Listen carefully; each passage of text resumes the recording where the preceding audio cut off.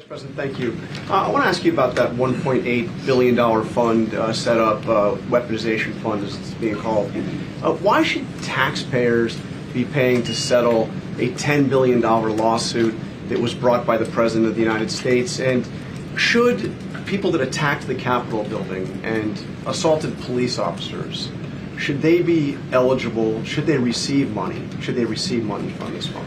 Well, let me say a couple things about that. First, John, I think in some ways the media has misrepresented what this is actually about. This is about compensating Americans for the lawfare that we saw under the last administration. Well, look, John, we're not trying to give money to anybody who attacked a police officer. We're trying to give money, not give money, we're trying to compensate people where the book was thrown at them. They were mistreated by the legal system. Sometimes, you know, we do have, John, in this country, innocent until proven guilty.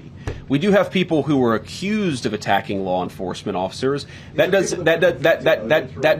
doesn't mean that we're going to completely ignore some of the claims that they're going to make. We're going to evaluate these things on a case-by-case basis. And if we think that somebody, whatever they were accused of, if we think that somebody was unfairly prosecuted and deserves just compensation, then that's what this fund is going to exist to provide. It's just going to correct a wrong, and I think that's a good thing. And I'd encourage everybody, Democrat, Republican, Independent, let's turn the page on this thing that we did under the last administration where we tried to throw people in prison because they had the wrong politics. Let's throw people in prison who broke the law. I think this fund is a good part of getting justice for the people who were wrongly treated. Does that mean that people that were violent, that were convicted, were mistreated? Are you saying that?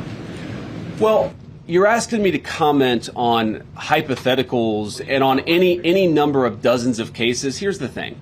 We're going to look at everything case by case. As you know, every single case has its own details. Every single case has, you know, there are things about it that maybe don't meet the eye. We're just going to look at every case by case. That's all I'm saying. I'm not committing to giving anybody money or committing to giving no one money. What I'm committing to is a legal process to review these claims and to make sure that people who are mistreated by their government get a little bit of compensation because of it.